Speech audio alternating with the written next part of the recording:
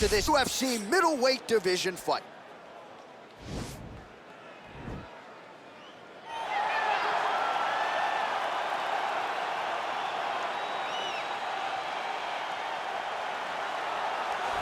Well, DC, this is a true mixed martial artist of the highest order. You've watched the film. Hard for me to see much in terms of glaring weaknesses, and he believes he can react to anything that is thrown his way inside that octagon. It's unbelievable because whenever you're trying to prepare for someone, you look for weaknesses. But when you watch this guy, nothing jumps off the page. When you think I have to go wrestle him, you realize very quickly that not only can he defend takedowns, he can also go and secure them himself. He's that new breed of fighter that has been doing every discipline from the very start of his career. You know you're looking at a guy that will contend for a championship. And if our fighter meeting on Thursday is any indication, confidence, not an issue for this young man coming in here tonight.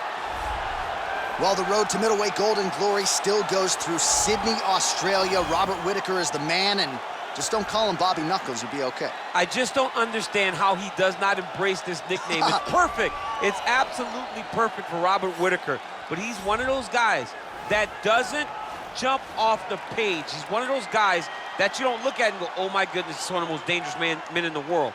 But he is. He has unbelievable skill. He has a wrestling background, was able to stay up right against Yoel Romero, who's a world and Olympic silver medalist, was able to knock out Jacare Souza. Just a truly tremendous mixed martial artist, and since going up to 185, has truly found his groove. And the Reaper, as they call him, always says the best place to break your hand is inside the octagon. He's done it before. He's not afraid to do it again. Our tale of the tape for this, our main event of the evening. So 3 years the gap in age between these two fighters, with similar height and some differences in reach. Now for the official introductions, the veteran voice of the octagon, Bruce Buffer. Ladies and gentlemen, this is the main event of the evening. And when the action begins, our referee in charge of the octagon, Dan Mergliata. And now, this is the moment UFC fans around the world have been waiting for. Live from the Honda Center in Anaheim, California.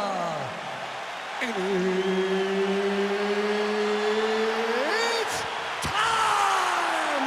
5 rounds in the UFC middleweight division. Introducing first, fighting out of the blue corner. This man is a mixed martial artist, holding a professional record of 22 wins, 6 losses. He stands 6 feet 1 inch tall, weighing in at 185 pounds. Fighting out of Oslo, Norway, Jack the Joker Hermansson. And now introducing his opponent, fighting out of the red corner. This man is a kickboxer, holding a professional record of 24 wins, 5 losses. He stands 6 feet tall, weighing in at 185 pounds. Fighting out of Sydney, Australia, Robert Whittaker!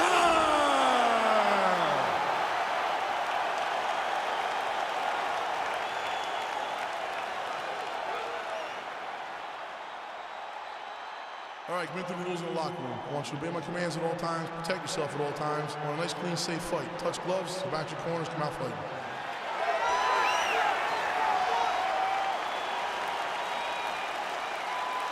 Ready?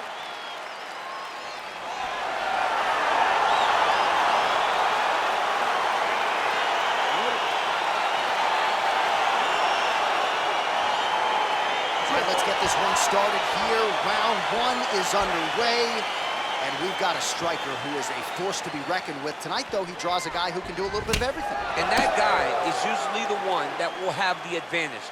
But we know what a high-level striker is, and this guy is as high level as we've ever seen in the UFC. All right, first round is underway here. We say in mixed martial arts, it's one thing to have the reach advantage. It's another thing to use it. We'll see if he can get that jab going tonight. He has got to fight tall. He's got to stay at range, use his length to give his opponent problems, trying to bring the fight into a closer distance.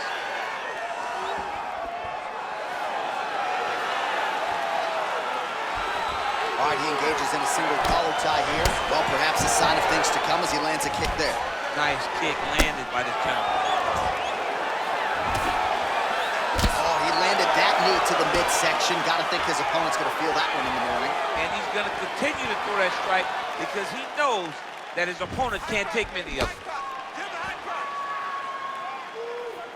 Oh, he got that inside leg kick to the target there, DC. You don't want to eat too many of those. No, you can't. It starts to beat up the inside thigh.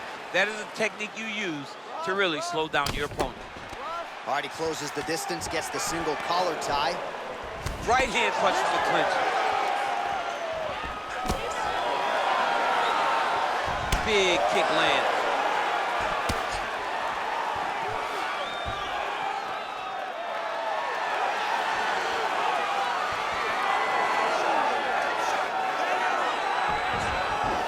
Attempts the uppercut there, but it doesn't land. Good stick. It's such a fast leg kick. Another clinch position. 3 minutes now to go in this one. Stuffs the takedown there. How good is his takedown defense? That knee. Big That knee. knee hurt him. Oh, straight right. Oh! Whittaker's uppercut is blocked.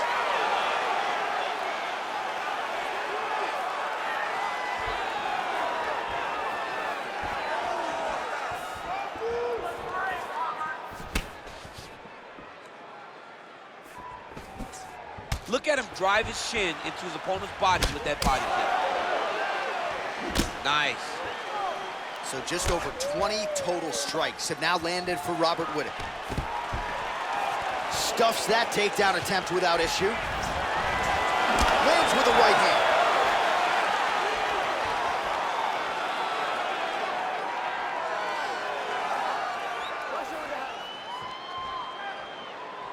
Much improved defensively as he blocks the shot. Big leg kick lands.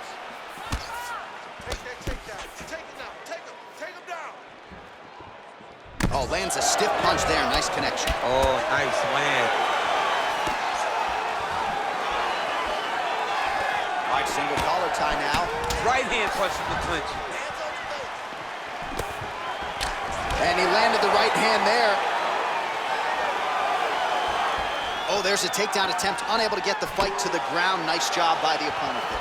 Nice job by the opponent defending the takedown, but now he is going to have to mix it up again. The first shot will not work. He's got to go 1, 2, 3 at a time to try to overwhelm him, to give him too much to process to try to get this fight to the ground.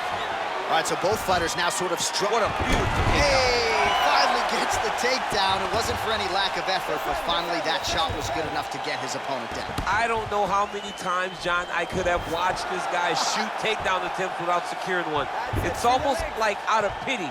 You feel good for him to finally get it done. Now what does he do with this top control? Well, these are some excellent ground and pound strikes here, DC. There's an efficiency with which he operates in these situations. He knows exactly when to throw, exactly when to hold, and it's allowing him to really control the grappling aspect of the fight. There's a song there, right? Know when to hold him, know when to fold him. Yep, There you go. absolutely.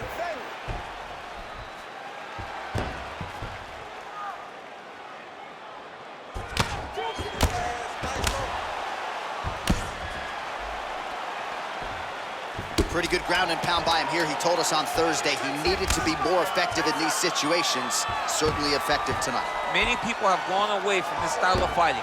This man has embraced it, and you are seeing why he's one of the best that we've seen do it in a long time. Let's get someone on this cut. Calm down. We knew it was going to be a bloody fight. We knew this, okay? Well, what a round it was, especially from a striking standpoint. DC, take us through. High-level striking. I mean, this is what people come through the doors to see. Two men stand on a quarter, chest to chest, forehead to forehead, and let it all fly. I'm surprised nobody went out, but it does excite me for the next round. All right, here we go with round two. Round one, pretty good, not great, but some action on both sides. We can't always hope for fireworks, John. Yeah. Sometimes you got to deal with the ebbs and flows of a fight. In round number one, you saw both guys have success. Let's see who really charges out ahead in the second round. Oh, really using his reach advantage as he landed the jab there. Ooh, what a punch. Stuffs the takedown, no problem. Trying to double up on that jab.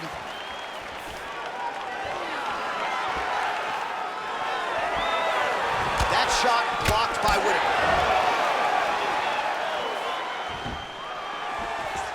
Takedown defense holds up. All right, side control now. We'll see if he can advance position. All right, he's trying to control posture here. Now trying to hip escape. He's just trying to move out of this position off the bottom. Close guard. Keeping busy here off of his back. Nice offense from the bottom. Strong bottom work here, staying busy.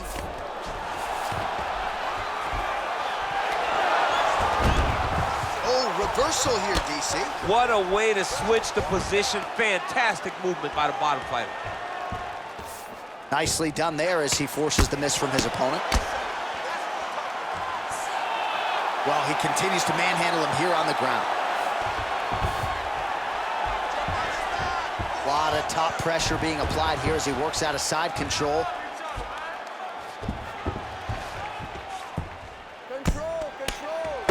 His opponent squirming like a fish out of water now. The ground and pound is on point. This could very well be the beginning of the end. This could be the beginning of the end. We've seen some really good ground and pound fighters. This young man is as good as any we've ever seen. All right, he's in a half-guard position here, DC, and in a good spot to dole out a lot of damage, I would think. A lot of damage can be done from the half-guard. You sit back on that leg, you press down into your opponent, you drop elbows, you drop punches. What is very key is you controlling the underhook on the far side. If you give up that underhook, your opponent can use the half-guard to build up to an elbow. Now, the guy's attacking the triangle. He finds himself in trouble because he got a little bit lazy in the full guard. Looks like he's trying to manipulate the head. This could be tight. Watch triangle, watch triangle.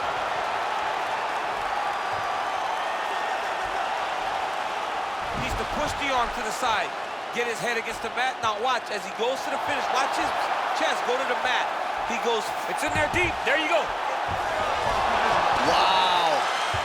All right, side control now, DC. When you get side control in a fight, what are you looking at? When I get to the side control in the fight, and I believe this young man should do the same thing, it's secure first. Grab everything in tight. Make sure your elbows are in. Make sure you've got something locked in so your opponent doesn't just squirm away. Punch short punches, but try to make the opponent make a choice. Either he turns back into you, you take your front headlock, or he turns in the opposite direction, you throw your hook in, and you start looking to get a choke off.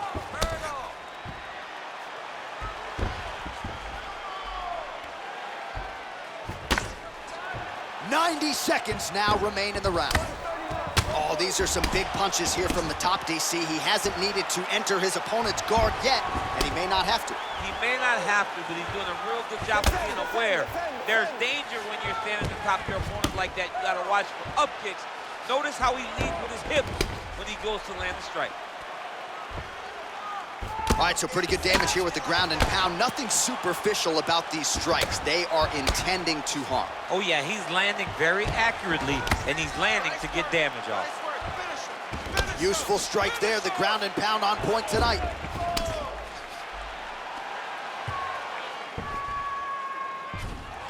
Oh, he's going for his arm now.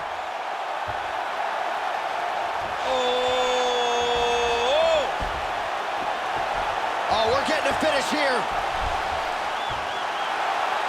And this might just be a matter of time.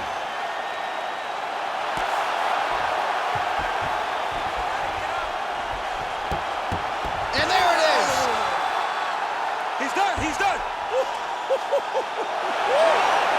Yeah, you've got to admire the focus and the commitment to getting the finish. You could tell he was in hot pursuit of that submission much earlier in the round, but he didn't want to rush it, so he sets it up beautifully, lets it materialize almost organically, and ultimately gets the desired result. All right, let's take a look back at the replay as he gets it done by submission tonight, champ. He was able to get the fight to the ground exactly where he wanted it. Eventually, his opponent gave him an opportunity to get a submission. He did that, and he should be very proud of the work he did tonight in the octagon.